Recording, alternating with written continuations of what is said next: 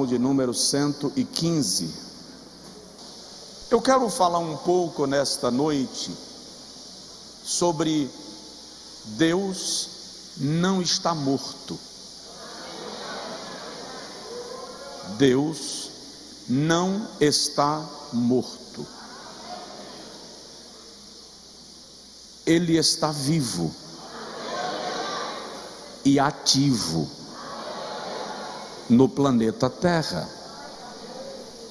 Houve na história da filosofia e na história do mundo um homem muito influente chamado Friedrich Nietzsche. Nietzsche, fazendo uma série de análises, ele é um dos filósofos mais conhecidos do mundo, muito discutido e citado nos corredores e nos ambientes acadêmicos, bem como religiosos, por causa de uma frase. Analisando a religião de modo geral e o cristianismo de modo particular, Nietzsche chegou à conclusão que o conceito de Deus estava em declínio e que em pouco tempo no Ocidente, no mundo ocidental, Deus desapareceria, deixaria de ser uma referência, deixaria de ser buscado, deixaria de ser crido. No conceito de Nietzsche, o cristianismo estava perdendo ou já havia perdido o seu lugar central de influência sobre o pensamento do mundo ocidental, e ele defendia o conceito de que o cristianismo nunca mais voltaria a ocupar o lugar que havia ocupado nos últimos 2000 anos. Diante desta conclusão filosófica, Nietzsche escreve numa das suas mais importantes obras sobre a morte de Deus. E ele declara: Deus está morto. Quando Nietzsche morreu, um pastor alemão chegou na frente da casa de Friedrich Nietzsche e escreveu no muro: Nietzsche está morto. Assina Deus. Porque se Deus assinou, então é uma prova de que ele está vivo, e aquele que quis conceituar a sua morte não poderia mais responder, porque de fato estava morto. Deus está vivo e ele age. Agora, de vez em quando a impressão que eu tenho é que em alguns momentos da história Deus se oculta. Em alguns momentos da história Deus, vou usar essa expressão, se esconde por detrás das nuvens e deixa o homem traçar o destino que as suas escolhas lhe apontam. Não significa que Deus morreu ou está inerte ou desatento. É o pai que disse ao filho: não faça, mas o filho resolveu fazer, e o pai está apenas observando para que o filho perceba que a sua palavra era uma palavra de segurança. Deus não ignora a humanidade, Deus não ignora a sua criatura, pelo contrário, a Bíblia diz em Isaías capítulo 64, que ele trabalha por aqueles que nele esperam. O profeta diz: desde a antiguidade não se viu, e em nenhum momento se percebeu um Deus além de ti, que trabalha por aqueles que nele esperam. Em Isaías capítulo 43, o Senhor declara no versículo 13: ainda antes que o mundo existisse, eu sou. Não há ninguém que possa fazer escapar das minhas mãos. Operando eu, quem impedirá?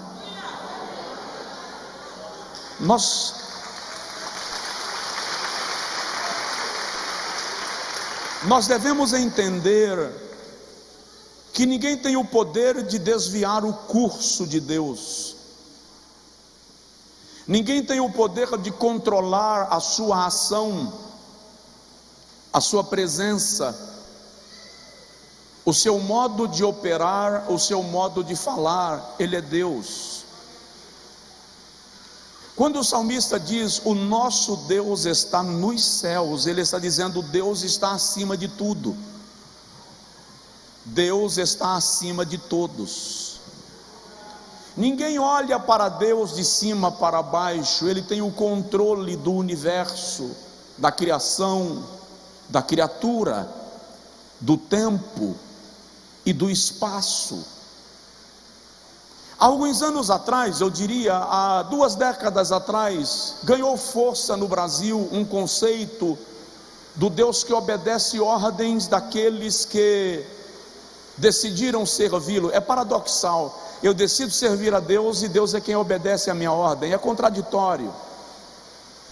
Então se pregou muito no Brasil e ainda se prega: você determina que Deus tem que fazer. Profetize que Deus será obrigado a cumprir. E alguns pregadores até diziam: se Deus não fizer, eu rasgo a minha Bíblia. Se Deus não fizer tal coisa, eu rasgo a minha credencial. Uma chantagem emocional infantil de gente que não conhece a grandeza, a soberania, a perfeição, a majestade, a glória daquele que reina sobre todo o céu e sobre toda a terra, sobre todas as forças espirituais e naturais do universo. Como se Deus se sentisse compungido, chantageado, pressionado. Acontece que o salmista já declara: Deus faz tudo o que lhe apraz. Ele faz aquilo que ele quer fazer. Deus faz aquilo que lhe agrada fazer. Deus faz aquilo que está no seu plano fazer. De modo que esta palavra nos ajuda. Nos ajuda de que forma? Pastor, por que as minhas orações não foram respondidas?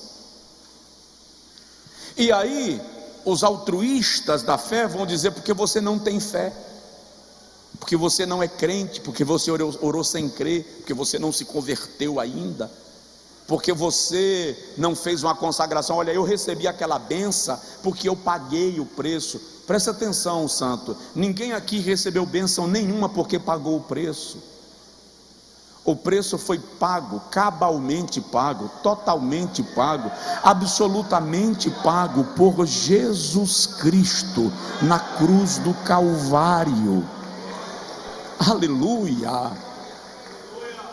Mas o que nós precisamos entender é que, se aquilo que eu estou pedindo a Deus ainda não foi recebido, ainda não foi concedido, eu preciso pensar em algumas hipóteses. Por exemplo, será que o que eu estou pedindo a Deus faz parte do seu plano para a minha vida? Essa é uma questão importante de considerar. Aquilo que eu estou pedindo a Deus faz parte do seu plano para mim? Porque se não fizer, Deus não tem obrigação nenhuma de atender, de cumprir. Uma segunda consideração a fazer: se o que eu estou pedindo a Deus faz parte do seu plano para a minha vida, então será que esse já é o momento que eu devo receber? Eu já estou preparado para receber o que eu estou pedindo a Deus? Eu já amadureci o suficiente para ter aquilo que o Senhor quer me entregar? Você já analisou se José se tornasse governador do Egito, enquanto o azedume de ter sido vendido pelos seus irmãos estivesse ativo nas suas veias? Quando ele teve aqueles 11 meninos na frente dele, digo os 11 irmãos, com o azedume da amargura correndo no sangue, José teria apenas colocado uma taça no saco de trigo de um deles, ou teria mandado arrancar a pele de pelo menos um? Então existe um tempo determinado para cada propósito debaixo do céu, e os processos pelos quais Deus nos faz passar visam nos preparar para o propósito que Ele estabeleceu. Deus tem um propósito, mas não há cumprimento de propósito sem passagem pelo processo. Alguém me entendeu? Diga amém. Então, se o que eu estou pedindo a Deus faz parte do seu plano para a minha vida, e se o que eu pedi a Deus já está no tempo de receber, então tem uma terceira pergunta: será que Deus não já está trabalhando acerca do assunto? Só que Deus não está trabalhando da forma que eu esperei que Ele fizesse? Porque Deus não anda pelos caminhos do nosso mapa. Deus não faz as coisas da forma que nós planejamos que Ele vai fazer. Deus não pinta o desenho que você desenhou. Ele é soberano. Ele pode estar trabalhando para fazer aquilo que você quer, aquilo que você pediu, mas de forma inversa. Vou explicar o de forma inversa. Os estudiosos dizem que quando Moisés feriu as águas do Mar Vermelho, as águas não abriram daqui para lá aos olhos do povo. Eles dizem que Moisés feriu as águas aqui, mas as águas se abriram de lá para cá. Por que isso? Primeiro, para ninguém idolatrar a vara que Moisés estava segurando a mão, senão ela se tornaria objeto de idolatria. Então Deus está dizendo: ninguém vai atribuir ao cajado o milagre é meu e não do cajado. Dá um glória a Deus aí. Segundo, Deus está deixando muito claro: aquilo que eu faço, você precisa crer em mim, ainda que você não esteja vendo nada. Provoca o vizinho e fala com ele: creia sem ver. Creia sem ver. A questão é que a maneira de Deus trabalhar é diferente da maneira que nós trabalhamos. Mas Ele está ativo. É sobre isso que eu quero falar hoje. A maneira de Deus trabalhar é diferente daquela que nós trabalharíamos. Deus não faz do nosso jeito. A promessa não se cumpriu no tempo que eu imaginei que se cumpriria, então eu vou chutar o pau da barraca, porque ou não foi Deus que prometeu, ou Deus esqueceu, e aí eu acabo perdendo a promessa, porque eu não aprendi a me relacionar com a personalidade de Deus e com a natureza de Deus. Já me ocorreu de eu estar em procedimento de pouso em algum voo desses, não, pouso de bicicleta. Já me ocorreu de eu estar em procedimento de voo procedimento de pouso em algum voo desses, e de repente o piloto arremeter. Ele reinicia a subida quando ele já estava quase pousando. É terrível. Você faz 15 votos em 5 segundos. Parece que a aeronave vai partir no meio. Irmão, é terrível. Depois o piloto explica: eram uns cachorros que estavam atravessando a pista, era um caminhão que estava atravessando a pista, alguns urubus estavam sobrevoando o local e não pode. Ele precisou refazer todo o plano de pouso. Vai ficar circulando sobre a cidade durante os minutos necessários para depois voltar à tentativa de pouso. Quantas vezes as promessas estão na iminência do seu cumprimento, e por causa de uma situação que eu crio, Deus refaz, reajusta as coisas e precisa refazer o plano de voo. A promessa não cai por terra, porque Deus é sempre fiel. Mas muitas vezes as coisas precisam ser replanejadas, e porque não se cumpriu no momento que eu criei que se cumpriria, então eu entendo que não vai pousar mais. Vai. Você só precisa entender a maneira de Deus trabalhar na situação da tua vida. Então deixa eu conversar com você muito rapidamente sobre alguns modos de Deus trabalhar em nosso favor. E eu quero começar dizendo para você, primeiro modo de Deus trabalhar: Deus nunca te dirá tudo que Ele vai fazer. Deus nunca te dirá tudo. Nós aprendemos a caminhar com promessas palpáveis, nós queremos garantias, nós queremos vista, nós queremos um GPS no nosso carro para a nossa trajetória espiritual. Mas presta atenção, não é da natureza de Deus te falar tudo. Deus não revela tudo, mesmo porque se Deus te revelasse tudo, você não sairia na porta de casa. O Senhor não disse a Abrão que ele teria problema com Faraó, com Abimeleque. Gênesis capítulo de número 12, o Senhor diz: sai da tua terra, da casa do teu pai. O Senhor não disse a Abrão: vou te dar um filho e mais tarde eu vou te pedir para você sacrificar o menino no altar. O Senhor diz a Moisés: vai e fala a Faraó, Êxodo 3, deixa meu povo ir, isso é o capítulo 3 de Êxodo. Mas Deus só vai dizer a Moisés: eu endurecerei o coração de Faraó, no capítulo 5. Por que o Senhor não diz tudo? Porque a viagem com Deus, a caminhada com Deus é passo a passo. Ela vai gerar dependência, vai gerar uma caminhada na qual eu e você teremos que aprender a confiar nele dia após dia. O Senhor diz a Gideão em Juízes capítulo 6: levanta, eu te mandei, vai nessa tua força, livra Israel da casa de Midian. Gideão se levanta com 32 mil homens.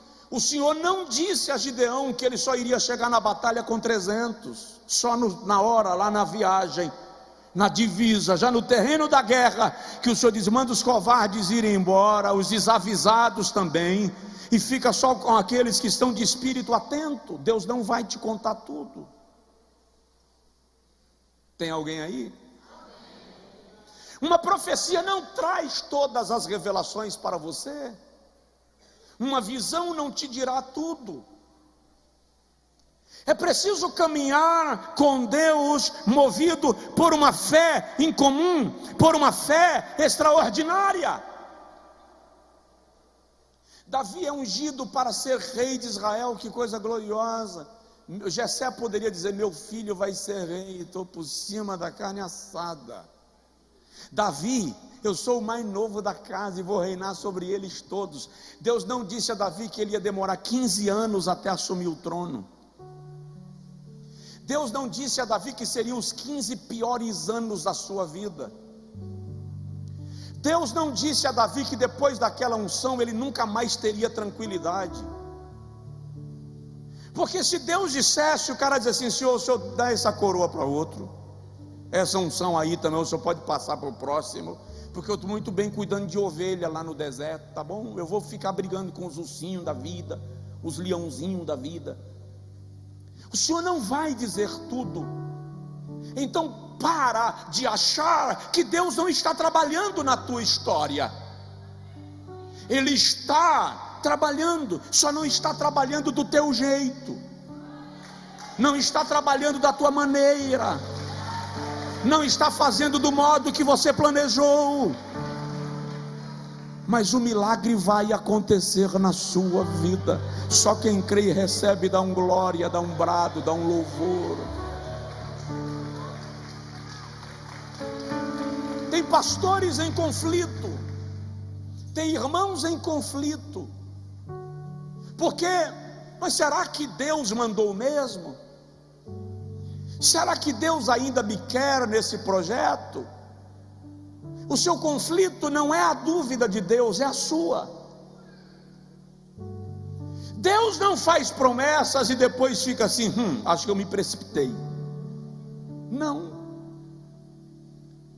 Na verdade, Ele tem um plano estabelecido para a nossa vida. Segunda forma modelo, jeito de Deus agir.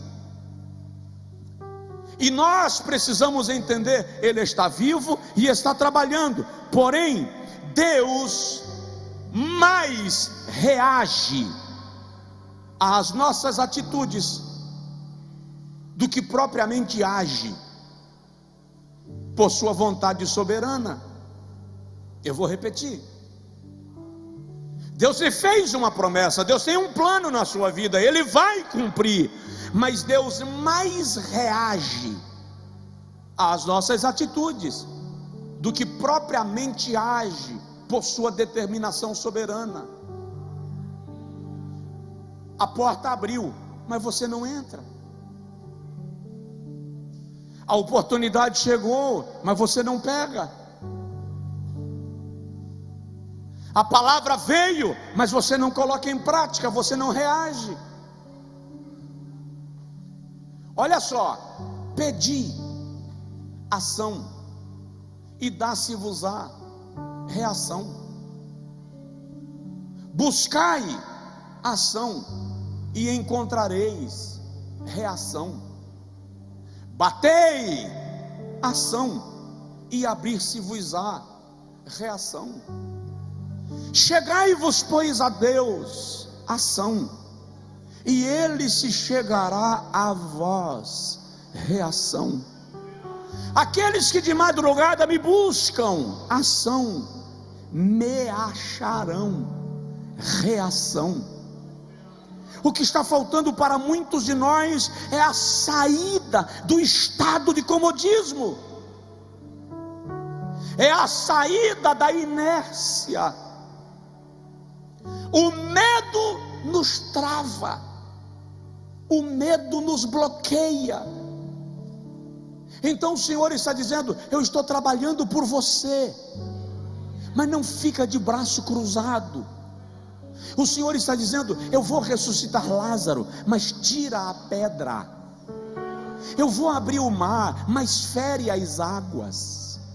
Eu vou derrubar o gigante, mas atira a pedra. Se move, faz aquilo que você pode fazer, para que eu faça aquilo que eu já determinei que será feito. Aleluia. Ele está vivo, Ele está agindo, Ele está operando, mas eu e você precisamos nos mobilizar na direção daquilo que Ele prometeu. Irmão, irmã, Deus reage tanto à fé quanto à incredulidade. Basta ler Números, capítulo de número 14, versículo 20 a 24, por exemplo, que você vai perceber que Deus reagiu à fé de Josué e Caleb, e também reagiu à incredulidade dos demais espias. No dia que Jesus disse assim: essa casta de demônio só se expulsa com jejum e oração. Presta atenção, Jesus não estava falando do demônio que estava oprimindo o menino. Desculpa aí, vou machucar. Jesus estava falando do demônio que estava oprimindo a mente dos religiosos do seu tempo. Ele estava falando da incredulidade. Eles eram tão incrédulos, é tanto que Jesus diz assim: ó geração incrédula e perversa, até quando terei que vos suportar? Porque enquanto a criança está sendo esmagada pela possessão maligna, eles estão discutindo quem é mais espiritual, quem é mais crente, quem tem mais autoridade. Então Deus reage à nossa incredulidade e Deus reage à nossa fé. Já que Deus vai reagir a qualquer uma das duas posturas, então creia, e Ele vai reagir à tua fé.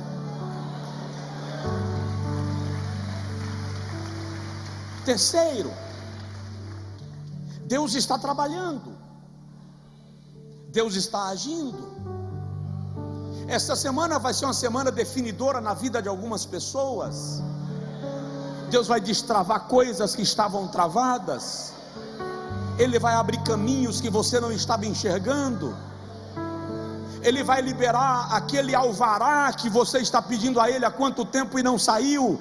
O Senhor já está movendo as águas, mas você precisa reagir. Agora presta atenção, terceiro lugar, Deus usa coisas e pessoas que nós jamais usaríamos. Às vezes você está esperando que a resposta vai vir através de fulano, e Deus já está trabalhando a resposta a partir de outra pessoa. Você acredita que quem vai resolver o seu problema é aquele amigão, e de repente Deus levanta um desconhecido que resolve a sua questão. E larga a mão de medir e julgar as pessoas. Não subestime os instrumentos que Deus usa.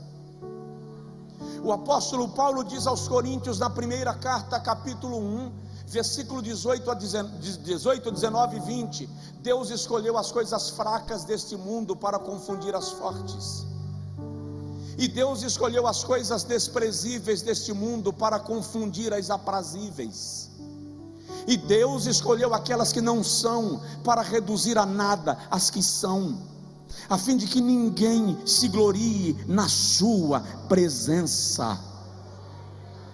Quem diria a Naamã, e se dissesse, quem faria Naamã crer que a resposta para o seu problema estava na boca de uma menina cativa de guerra?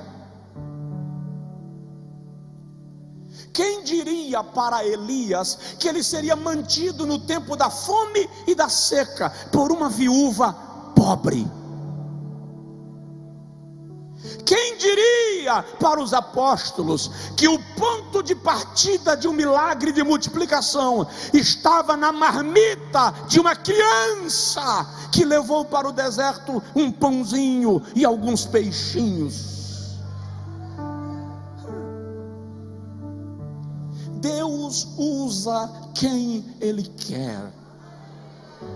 E às vezes Ele traz de fora para te usar, para te ajudar, para te socorrer e para te abrir portas. Eu sou sincero a vocês, eu admiro Balaão. Em que aspecto, pastor Josué? Irmão, a mula falou, e Balaão resolveu discutir com a mula. Eu não sei quem é mais mula, porque sinceramente, irmão, se a mula abrir a boca para falar comigo, ou eu vou clamar o sangue de Jesus muito forte, ou vou partir no meio do mundo e largar ela falando sozinha. Balaão discutiu com a mula. Por que discutiu? Porque quando o profeta está desviado, até uma mula é mais convertida. Balaão jamais imaginaria que a mula seria o instrumento que Deus usaria para falar com ele. Então Deus vai usar coisas e pessoas que você não imagina. Ele usa o cajado na mão de Moisés, uma pedra na mão de Davi, uma queixada de jumento na mão de Sansão, a sombra de Pedro, o cuspe que untado com areia vira lama e é passado nos olhos do cego. Deus não trabalha por tabela, Ele é surpreendente, extraordinário, magnífico, magnânimo, glorioso, poderoso, acima de tudo e de todos. Mas Deus está fazendo, e o milagre vai acontecer na sua vida.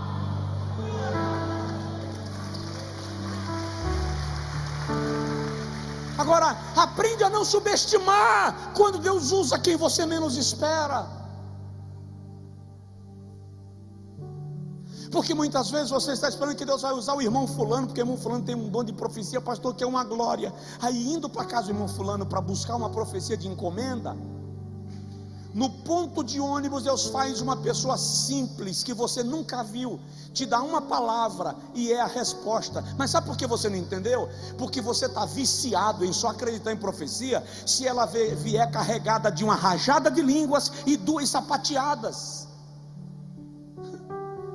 Aí você diz: agora Deus vai falar. E muitas vezes Deus fala com você numa conversa serena, sem mudar o timbre de voz.